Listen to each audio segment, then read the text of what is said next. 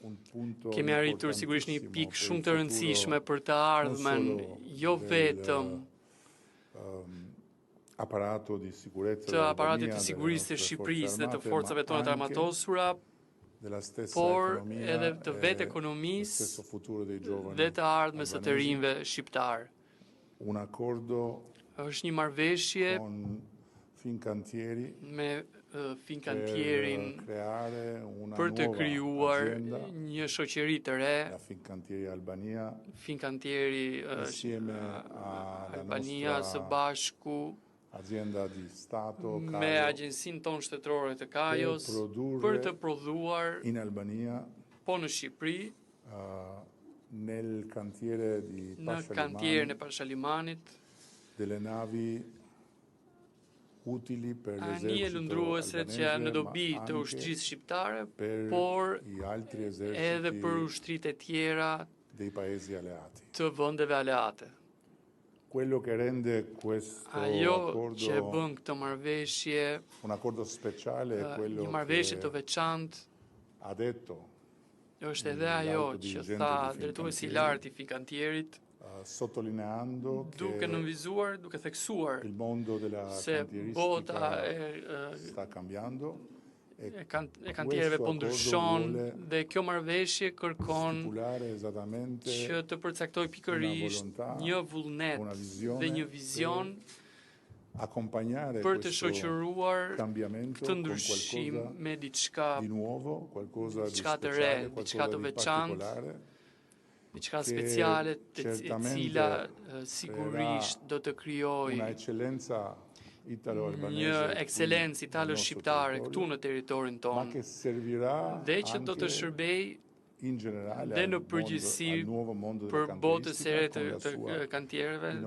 për inovacionin e saj dhe me atë që ajo sjell. Nga ana tjetër,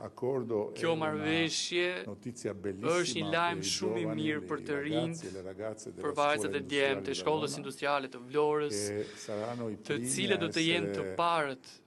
të cilët do të kontaktohen dhe do të ftohen për të marrë pjesë në një rrugtim formimi të përshtatur për të qenë nesër, dhe jo në një të ardhme të largët, por në një të ardhme shumë të afërt. Pjesëmarrës të kësaj shoqërie të re ekselencë në territorin e tyre, pra në qytetin e tyre të lindjes. Dhe ata sigurisht do të jenë të shoqëruar në rrugën e tyre të formimit nga profesionistët e Fincantierit dhe do të formohen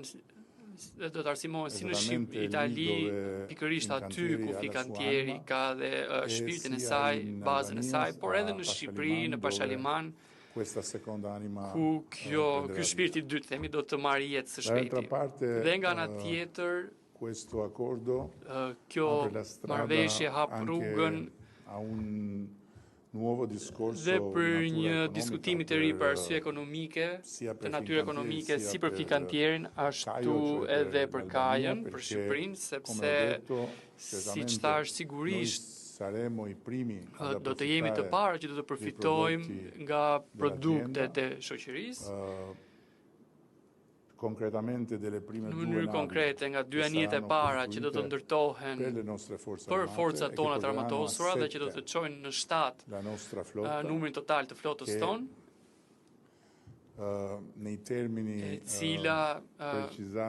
në termat e përcaktuar nga Statu Sion Madhor, po sigurisht dhe me NATO, është një numër optimal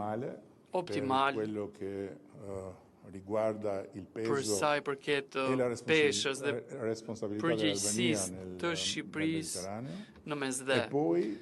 Dhe më pas, sigurisht prodhimi do të vazhdojë mëtej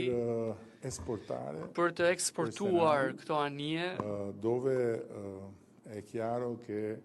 aty ku sigurisht është e qartë që teknologjia e re dhe inovacioni që do të shoqërojë këtë rrugtim do të